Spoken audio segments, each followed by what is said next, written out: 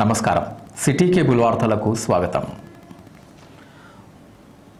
అనారోగ్యంతో హైదరాబాద్లో డిసెంబర్ 1వ తేదీన కన్నుమూసిన నాగార్జున సాగర్ ఎమ్మెల్యే నోముల నరసింహయ్య అంత్యక్రియలు గురువారం నాడు అధికారిక లాంఛనాల మధ్య ఆయన స్వగ్రామం నల్గొండ జిల్లా నకరికల్ మండలం పాలెంలో నిర్వహించారు. దివంగత ఎమ్మెల్యే అంత్యక్రియలకు సీఎం కేసీఆర్తో పాటు మంత్రులు, రాష్ట్ర, జిల్లా స్థాయి ప్రజాప్రతినిధులు, నాయకులు, అధికారులు హాజరయ్యారు.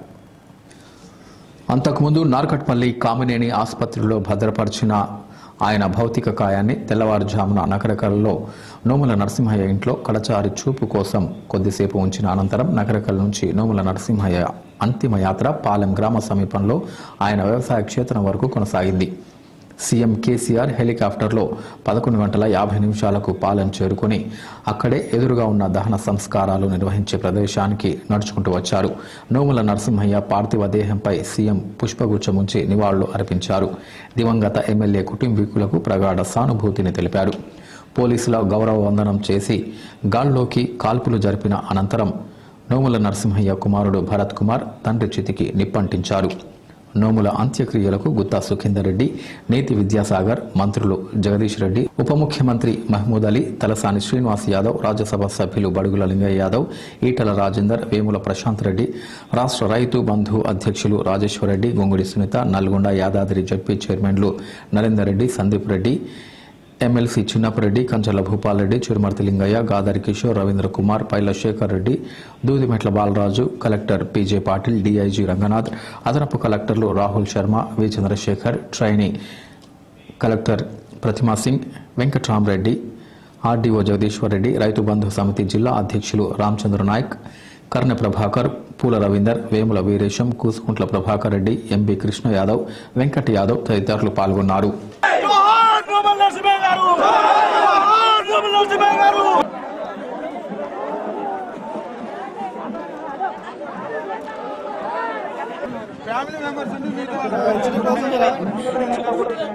మళ్ళా కనిపించండి రేపటి చేసి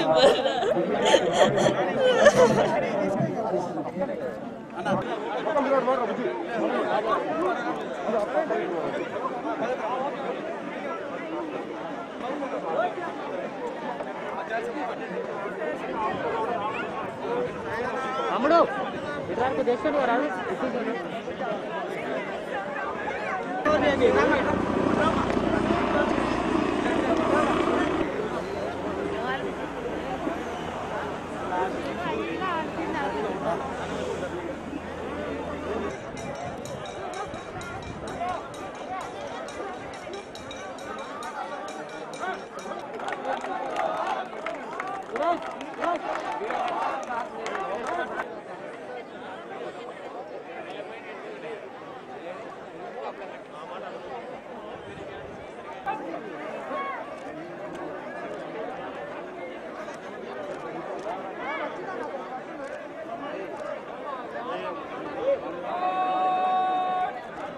ఏంది ఫోటోలు ఒకటే తీస్తారు.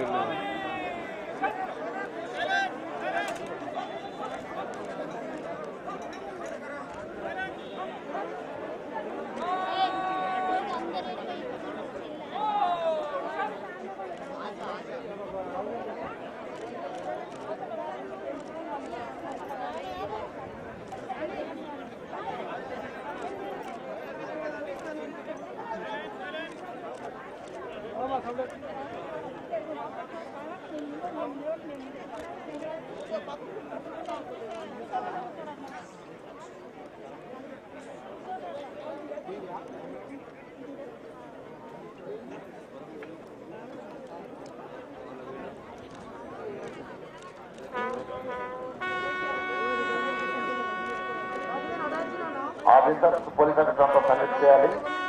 దయచేసి అంత లేచి నిలబడాలి.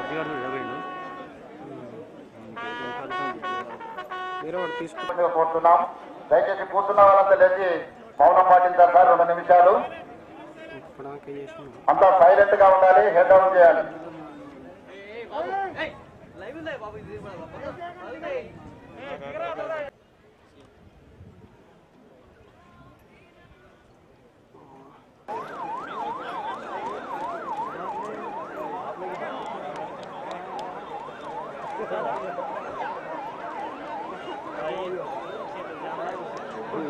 కలెక్టర్ చూడు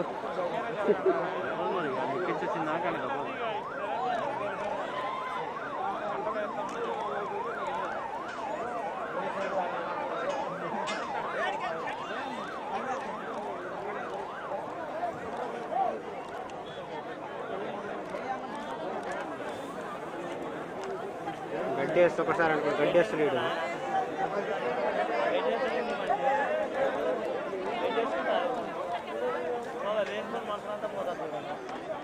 ఎక్కువైతే మంట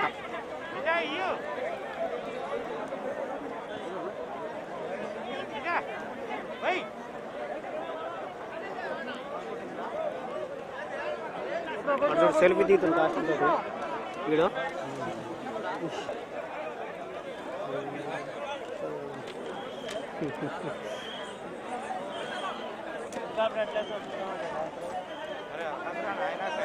లేవాలి అప్పుడే లేదా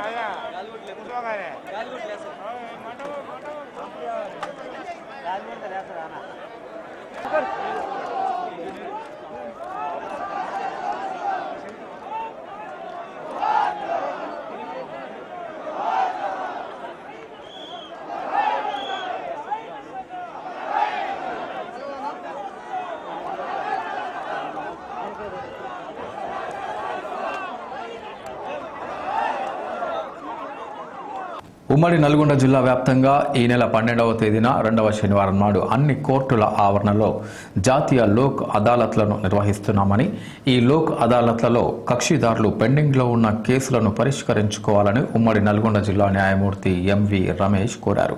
12/12/2020 అనగా సెకండ్ సాటర్డే ఈ సెకండ్ నేషనల్ లోక్ అదాలత్ని నిర్వహిస్తున్నారు.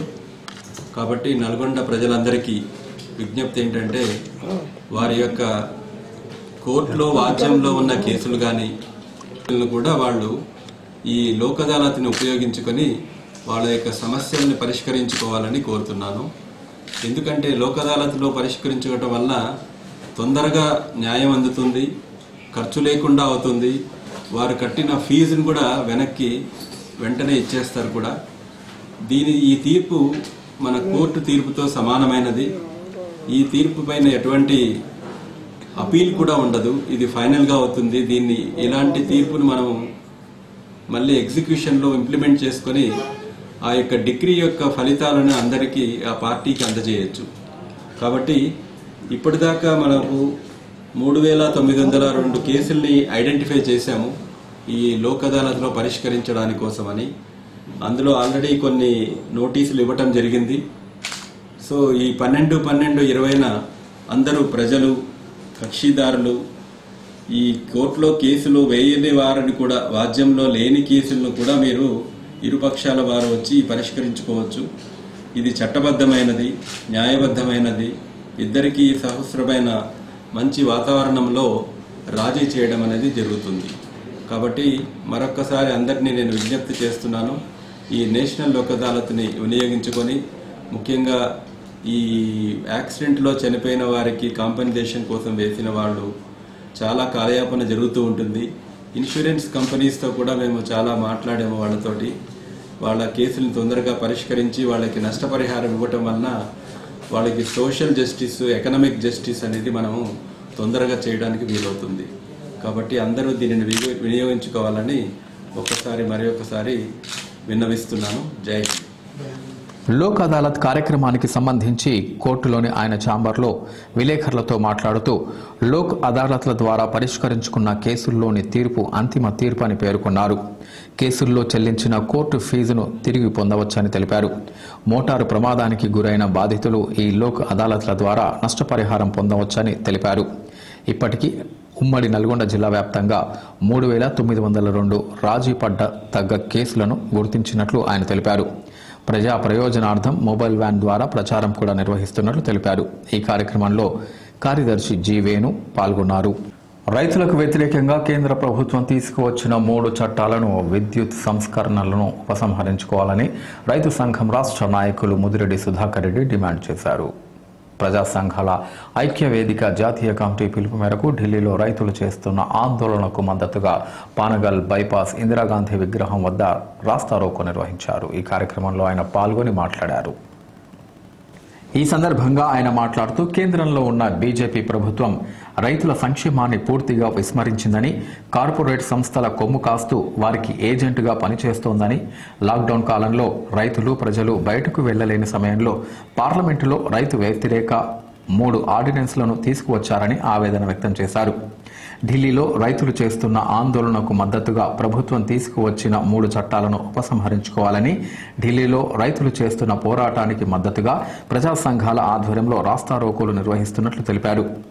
ఇప్పటికైనా కేంద్ర ప్రభుత్వం ఆందోళన చేస్తున్న రైతులతో చర్చలు జరిపి వ్యవసాయ వ్యతిరేక చట్టాలను ఉపసంహరించుకోవాలని డిమాండ్ చేశారు.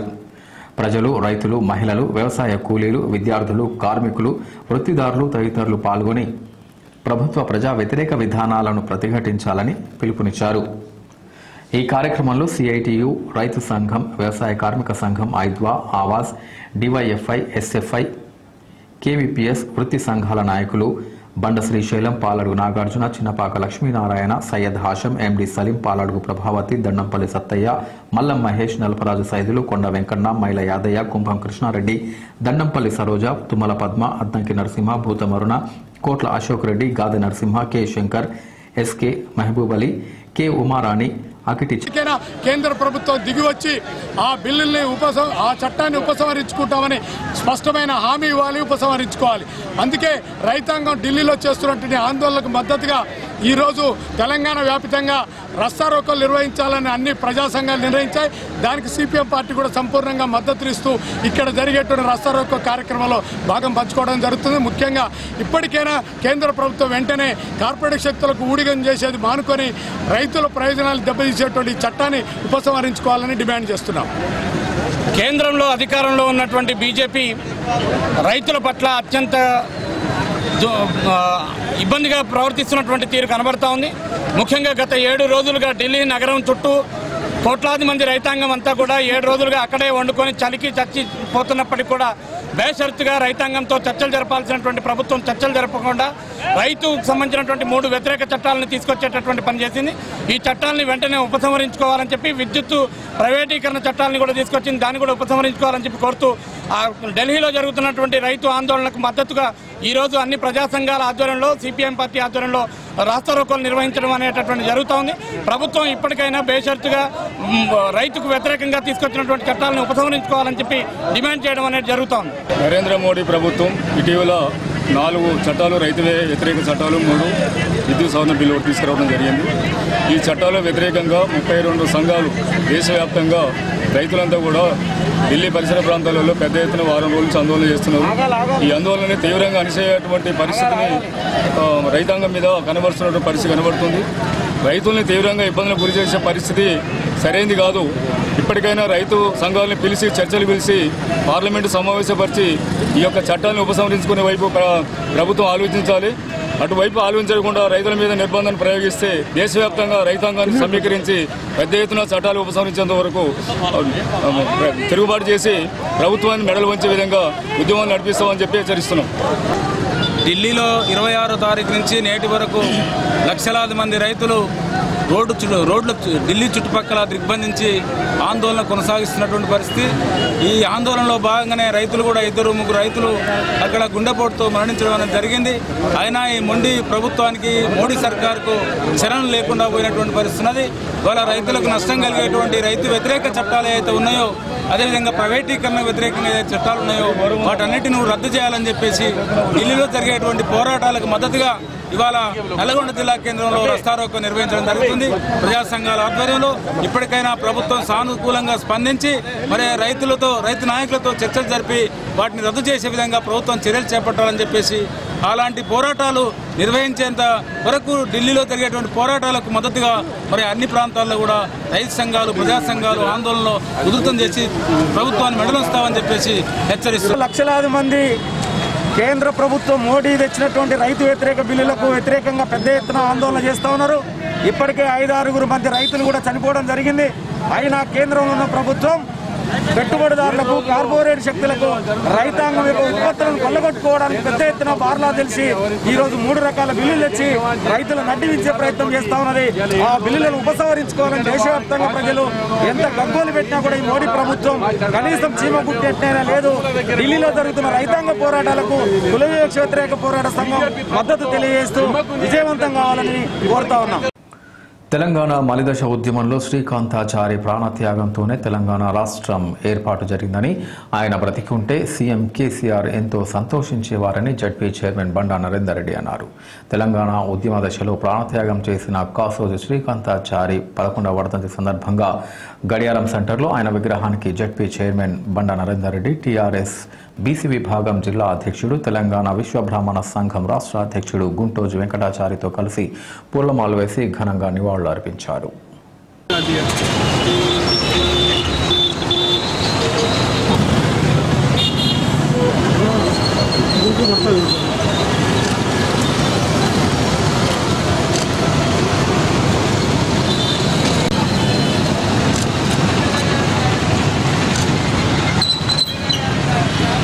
ఈ కార్యక్రమంలో విశ్వబ్రాహ్మణ రాష్ట్ర ప్రధాన కార్యదర్శి మదనాచారి, తెలంగాణ బీసీ సంక్షేమ సంఘం నాయకులు శ్రీరాములు, ఎస్సీ ఎస్టీ సంఘం నాయకులు తదితరులు పాల్గొన్నారు. శ్రీకాంతాచారి 11వ వర్ధంతి సందర్భంగా నల్గొండ క్లాస్ 4 సెంటర్లో విగ్రహానికి పూలమాలలు వేసి శ్రద్ధాంజలి రచించడం జరిగింది. ఆయనైతే ఏ ఆశయాలకు ఆయన ప్రాణాలు కోల్పోయిందో ఆ ఆశయ సాధన కోసం ఈరోజు తెలంగాణ రాష్ట్ర ప్రభుత్వం, ముఖ్యంగా గౌరవ ముఖ్యమంత్రి కేసీఆర్ గారు అన్ని విధాలా ఈ తెలంగాణను ముందుకు తీసుకుపోతున్న దశలో ఆయన బతుకుంటే ఎంతో సంతోషించేవారు. ఇవాళ ఆయన అమరత్వంతోనే తెలంగాణ రాష్ట్ర సాధనలో ముఖ్య భూమిక పోషించారు. వారు ఆత్మకు శాంతి కలగాలని కాసోజు శ్రీకాంతాచారి 11వ వర్ధంతి సందర్భంగా తెలంగాణ విశ్వబ్రాహ్మణ సంఘం ఆధ్వర్యంలో మరి వారి వర్ధంతి సందర్భంగా చీఫ్ గెస్ట్గా బండా నరేందర్ రెడ్డి గారు రావడం ఎంతో సంతోషం. మరి అదేవిధంగా ఆయన ఆశయాలకు అనుగుణంగా ఈరోజు ముఖ్యమంత్రి గారు మరి అలాంటి పనులు చేస్తున్నాడు కాబట్టి ప్రజలు బ్రహ్మరథం పడుతున్నారు. మరి ఎప్పుడూ కూడా ఆయన ఆశయాలకు అనుకూలంగానే మరి టీఆర్ఎస్ పార్టీ కూడా మరి అమలు చేస్తున్నది.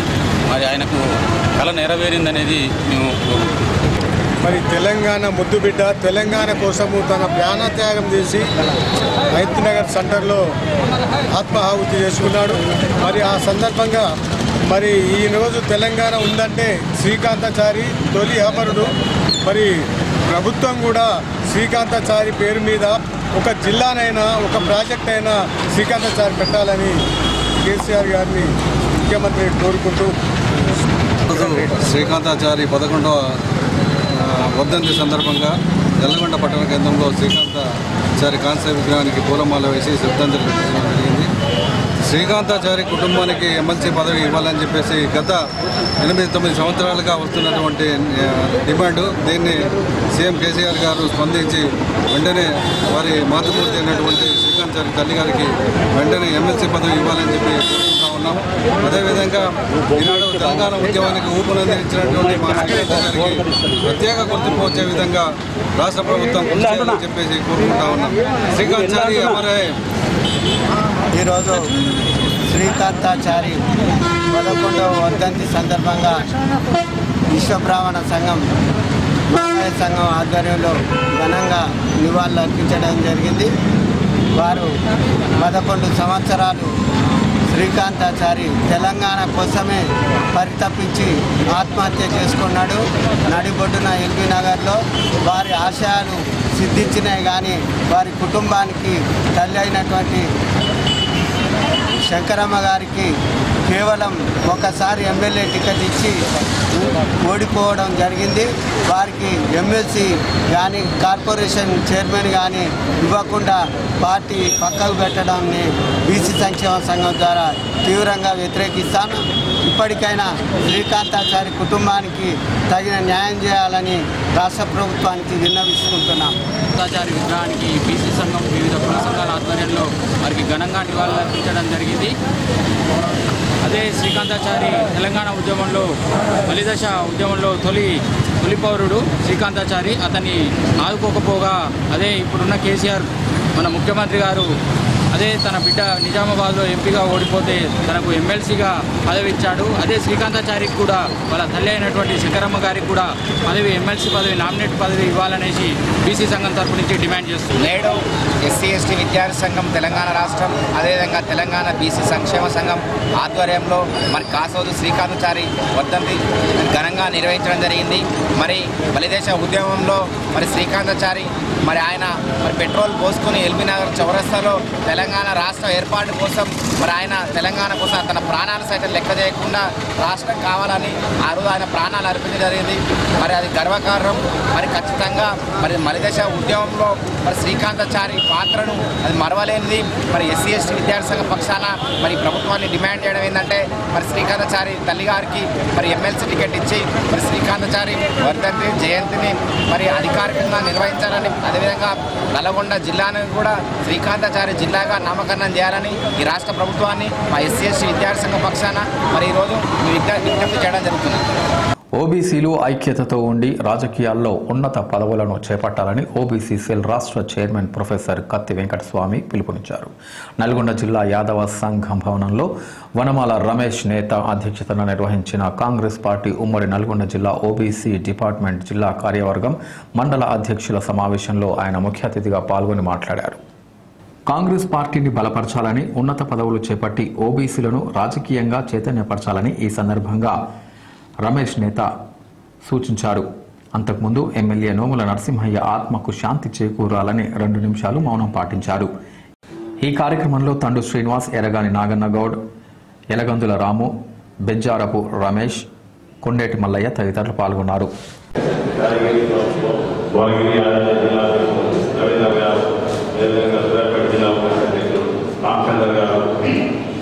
ప్రజాస్వామ్యంలో ఉన్నాం. మన ఓట్లు మన దగ్గర ఉన్నాయి. ముందు ఎమ్మెల్యే టికెట్లు కావాలి, నేను ఎమ్మెల్యే కావాలనేటటువంటి ధైర్యాన్ని సంతరించుకోవాల్సినటువంటి అవసరం. మీ అదృష్టం బాగున్నది. ఇంతకుముందు సంగతి తెలియదు. మా అయ్య కాంగ్రెస్, మా తాత కాంగ్రెస్, కానీ నేను 20 సంవత్సరాలు కాంగ్రెస్ కాదు. నేను ప్రజా ఉద్యమాల్లో ఉన్నా. రాహుల్ గాంధీ పిలిస్తే కాంగ్రెస్ పార్టీ పోయినాను. రాహుల్ గాంధీ పిలిచిస్తే కాంగ్రెస్ పార్టీ పోయినా. కత్తెంకటస్వామి గారు ప్రొఫెసర్ మీకు తెలుసు. మీ చైర్మన్ తెలంగాణ ఉద్యమంలో ఉన్నాడు. సోనియా అధ్యక్షులు గట్టిగా కాబట్టి వాళ్ళు జిల్లా మండల కమిటీ చేసి రాలేదా, ఎన్ని మండలాలు వాళ్ళకు ఉన్నాయి, ఎన్ని మండల కమిటీ చేసి బాగా లిస్ట్ కావాలి. అదేవిధంగా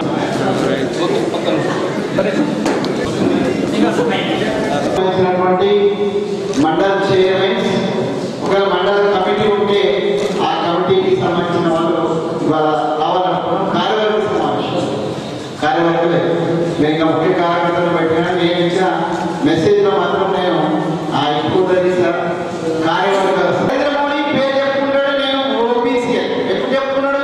2 ఎలక్షన్ చెప్పుకున్నాడు. గుర్తుపెట్టుకోండి, ఫస్ట్ ఎలక్షన్ చెప్పలేదు.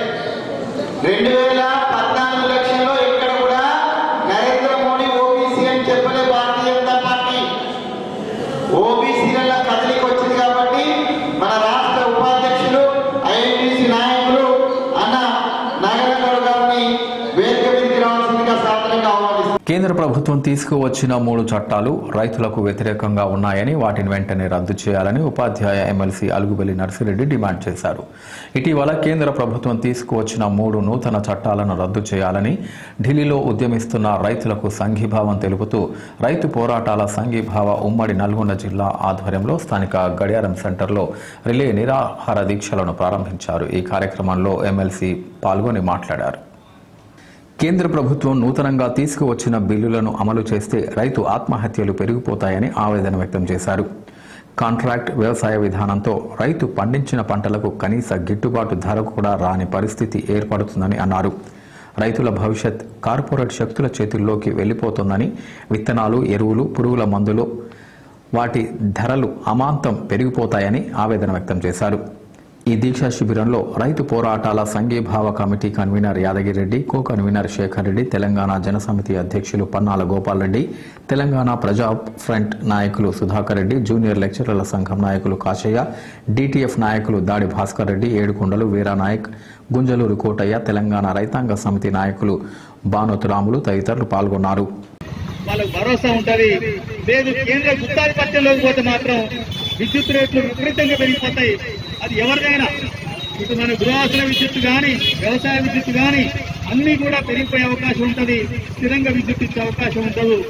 కాబట్టి చట్టాలను రద్దు చేయాలని ఇక క్రమంగా ఇదంతా చూస్తే భారతదేశంలో మొత్తం సంపద కొంతమంది కార్పొరేట్లకు, అది భూములు కానీ వ్యవసాయం కానీ పరిశ్రమలు కానీ మొత్తం కొద్దిమంది కార్పొరేట్లకు దారాదత్తం చేసి మిగతా వాళ్ళందరినీ బిచ్చమెత్తుకుంటట్టు లేదా కనీస వేతనాలు లేని కార్మికులుగా మార్చడానికి ఈ ప్రభుత్వం ప్రయత్నం చేస్తున్నది. అందులో భాగంగానే కార్మిక చట్టాలన్నింటినీ సవరించి 4 కోట్ల బిల్లు తెచ్చింది.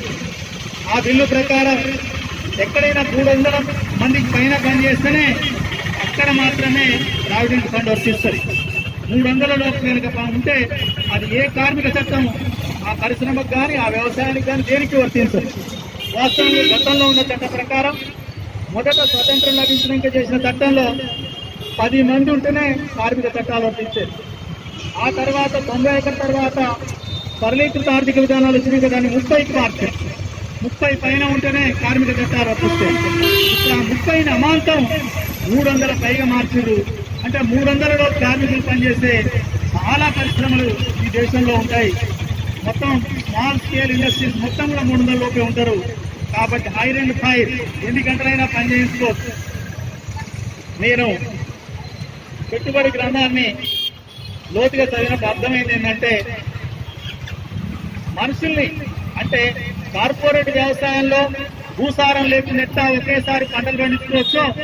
మనుషులు కూడా దీర్ఘకాలం బతకకుండా ఎట్లా శ్రమ చేయించాలంటే ఒక మనిషిని రోజుకి 8 గంటలు పనిచేయిస్తే మంచి ఆహారం ఇస్తే 60 ఏళ్ళు నికరంగా బతికే అవకాశం ఉంటుంది. అంటే వ్యాధులు ఏదో రాకుండా.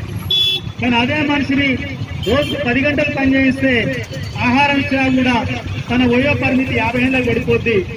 అదే మనిషిని రోజు 12 గంటలు పనిచేయిస్తే మంచి ఆహారం తిన్నా కూడా 45-50 సంవత్సరాలకే చనిపోయా. అంటే మనకు తెలుసు, మనం బైక్ కొంటాం. బైక్ కొని ఒక ఆయన బాగా పని ఉండి నడిపిన సంవత్సర కాలానికే 1,00,000 కిలోమీటర్లు తిరిగిందనుకోండి డొక్క అయిపోతుంది. ఇంకొక ఆయన బైక్ కొనుక్కొని 10 ఏళ్ళు తిరిగినా 1,00,000 తిరగలేదనుకోండి మంచిగానే ఉంటుంది. శరీరం కూడా అంతే, శరీరానికి కూడా పరిమితి ఉంటుందని చెప్పి మార్క్స్ చాలా వివరంతో వివరించింది. అంటే మళ్ళీ అటువంటి దుష్ట విధానాల్ని ఈ ప్రభుత్వాలు తీసుకురాబోతున్నాయి. కాబట్టి అందరం కలుద్దాం. అందరం ఇదే కాదు చాలా.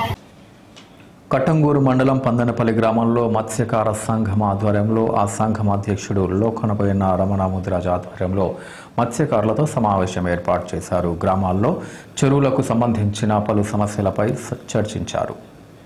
ఈ కార్యక్రమంలో తెలంగాణ ఆడబిడ్డల వేదిక ప్రధాన కార్యదర్శి వనిత, రాష్ట్ర కార్యదర్శి దేశగాని గోపాలకృష్ణస్వామి, సోమ వీరయ్య, చిన్నబోయిన లింగయ్య, అంజయ్య, చిన్నబోయిన శ్రీను, నరేష్, నవీన్, లింగయ్య, ఆంజనేయులు, రమేష్, రాజు, అయ్యప్ప, అనిల్ కుమార్, సోమ గోపి, పిట్టల యాదమ్మ, మర్రి సోమమ్మ, చిన్నబోయిన భవాని తదితరులు పాల్గొన్నారు.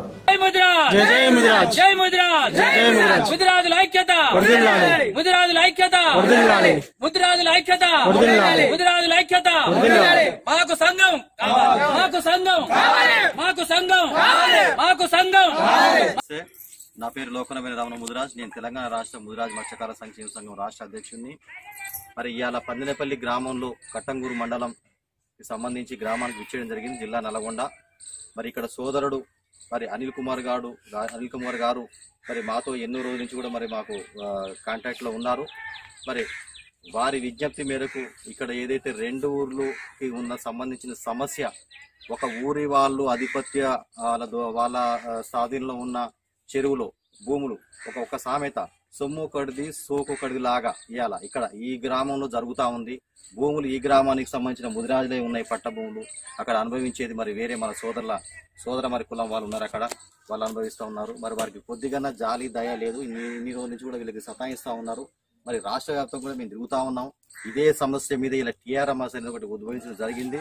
మరి మేడం గారు చెప్పినట్టుగా మరి ఇది ప్రత్యేకంగా ముదిరాజు మత్స్యకారుల గురించి వాళ్ళకున్న సమస్యల గురించి పోరాటం చేస్తుంది. కుల సంఘాలు ఎన్ని ఉన్నా కూడా ఇది ఉన్నది మాత్రం ఇది ఒకటే.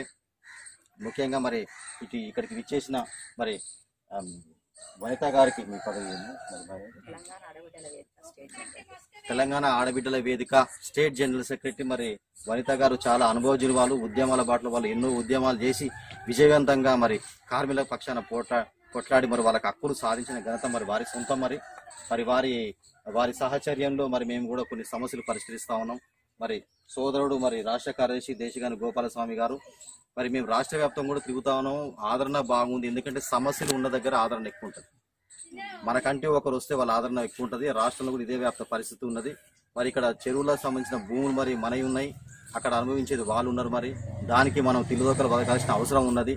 ఇవాళ మనం ఆర్థికంగా, రాజకీయంగా, విద్యాపరంగా అన్నింటిలో తొక్కబడేస్తున్నాం. మనం ఇటు బీసీఏ సాధ్యం లేక కనీసం బతకడానికి, పొట్ట గడుపుకోవడానికి కూడా మరి మనకు మార్గాలు లేవు. ఎంత వేసినా కూడా ఎక్కడ వేసినా గొంగలి చందం లాగానే ఉంది పరిస్థితి. ఇవాళ తెలంగాణ రాష్ట్రం సిద్ధించిన తర్వాత దాంట్లో మన వాళ్ళు కొట్లాడి సాధించిన ఈ తెలంగాణలో, ఈ సామాజిక తెలంగాణలో మన బతుకులు బాగుపడాలంటే మనకి ఈ నీలి విప్లవం అనేది ఒకటి వచ్చింది. కాబట్టి తెలంగాణ రాష్ట్రంలో మరి ఈ నీలి విప్లవంలో మనం ఖచ్చితంగా మన హక్కులు సాధించుకొని ఆర్థికంగా మనం పరిపుష్టి కావాల్సిన అవసరం ఉంది. మన కుటుంబాన్ని, మన పిల్లల్ని మనం ఒక ఉన్నత స్థానం నిలపాలంటే మరి ఖచ్చితంగా మన హక్కులు సాధించుకోవాలి. దానికి మరి మేమెంతైతే తాపత్రపడి తిరుగుతా ఉన్నామో అలాగే మీరు కూడా మీ పనులు మానుకుని కూడా ఒకనొక సందర్భంలో కూడా సంఘానికి, కులానికి మీరు పనిచేయాల్సి ఉంటుంది. ఏదో వచ్చినాం చేసినా వెళ్ళిపోయిన వాళ్ళే చేస్తలేని ధోరణి కాకుండా ఇలా మేము ఒక ప్రభుత్వ ఉద్యోగం ఉండి కూడా దానికి రాజీనామా చేసి కూడా ఇవాళ నేను కుల సంఘం అని చేసి దాంతో మన వాళ్ళకి ఏదైనా మేలు చేయాలి. ఇప్పుడు కాబట్టి ఇంకెప్పుడు ఎవరో ఒకరు అడుగని చెప్పి నేను సైతం ఒక సమితిని అంటూ ఇవాళ నేను రాష్ట్రం వరకు తిరుగుతున్నాను. మరి మీ సహకారం ఉండాలి. మొన్న ఒక సమావేశం కూడా పెట్టడం జరిగింది. శోచనీయం ఏంటంటే బ్రదర్ని అడిగితే ఎవరు ఎక్కువ రాలేరన్న పరిస్థితి ఒకటి చాలా బాధాకరం. అది ఇవాళ 18 కుటుంబాలకి ఇక్కడ 18 మంది సోదరులకి సభ్యత్వాలు కన్నప్పుడు మరి 18 మంది అన్న కనీసం మనకు ఉండాల్సిన పరిస్థితి. ఎందుకంటే వాళ్ళ కోసం మేము వచ్చినప్పుడు మరి వాళ్ళు కూడా హాజరై మరి వారి తరఫున మరి ఉండడం కూడా చాలా మరి అది అవసరం కూడా. అది మరి ఈ విషయాన్ని దృష్టిలో పెట్టుకొని కూడా మరి నేను ఈ పందరం గ్రామస్తులు మన ముదిరాజు బంధుమిత్రులకు నేను విజ్ఞప్తి చేస్తా ఉన్నాను. నేను ముఖ్యంగా విషయం వచ్చేసి ఇవాళ మేము ఏది ఈ సమస్య ఉందో ఒకటి 50 ఎకరాల కుంటకు సంబంధించి కూడా చెప్పినారు, దానికి సొసైటీ లేదు. ఇంకోటి ఏమో అక్కడ ఆల్రెడీ సొసైటీ అయ్యి ఉంది, వర్గం వాళ్ళ చేతిలో ఉంది.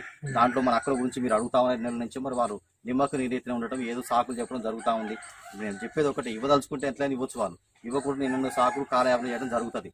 ఇప్పుడు మేడం గారు చెప్పినట్టు మరి ఇప్పుడు ఒక సూచన చేశారు వాళ్ళు. మరి 2 ఆప్షన్స్ ఉన్నాయి మన దగ్గర. ఒకటి వచ్చేసి మేడం గారు చెప్పినట్టు ఇది మన కనీసం ఒక హక్కు కల్పించుకోవాలి. ముందు మనకు అసలు ఏది చేతులు ఎల్లబెట్టుకుని కూర్చున్నట్టు ఉంది పరిస్థితి.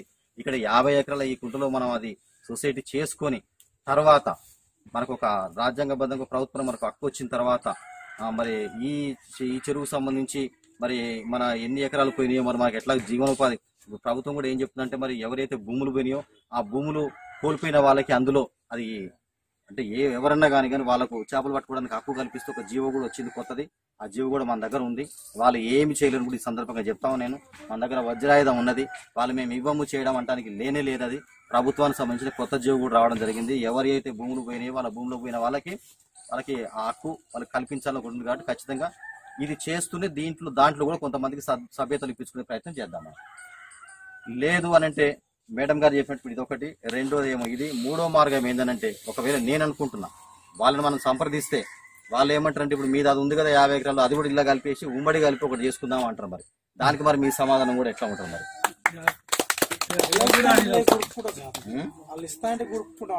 అట్లనే మేము అడిగినాం, దానికి మాది మీది చేసుకున్నాం అట్లనే మీరే చేసుకోరనే కాడికి అన్నారా వాళ్ళు? అట్లా మీకు ఇప్పుడు కావాల్సింది ఇది మాకే ఉంటుంది, మళ్ళీ దాంట్లో కూడా కావాలంటున్నారా మీరు? ఎట్లా ఇది కావాలి ఫస్ట్ మీకు ఈ కుంట కావాలి. ఈ కుంట కావాలి. మీకు అభ్యంతరం ఏముంది? సోదరుడు ఉన్నాడు, గ్రామ పంచాయతీ నుంచి ఎన్ఓసి ఒకటి ఇస్తారు, అది చేస్తారు. రెవెన్యూ నుంచి అది ఎంత విస్తీర్ణం ఉందని అది తెలుస్తుంది. దాన్ని బట్టి మనం అది సొసైటీ చేసుకోవచ్చు కదా బ్రదర్, అంతే కదా? దానికి సంబంధించిన ఆఫీసు అధికారులతో మాట్లాడుతున్నాను. ఒక రోజు మీరు అంతా కలిసి వస్తే ఈ సమస్యలు మాట్లాడుతున్నాను. దానికి ఈ కార్యాచరణ చేసుకుందాం మేడం చెప్పినట్టు ఒక బలం వస్తుంది. అది వాళ్ళు ఇయ్యను అనే సమస్య లేదు, ముక్కు పిండి మనం వసూలు చేస్తాం. అది ఇప్పుడు ఇది సొసైటీ, ఈ కుంట వాళ్ళ సొసైటీ కింద రిజిస్ట్రేషన్ అయి ఉందా?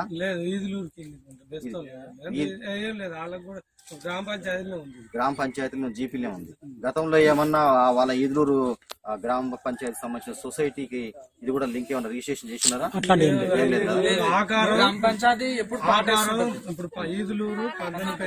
ఒక్కటే ఇక్కడ మీకు గుర్తు చేస్తున్నారు.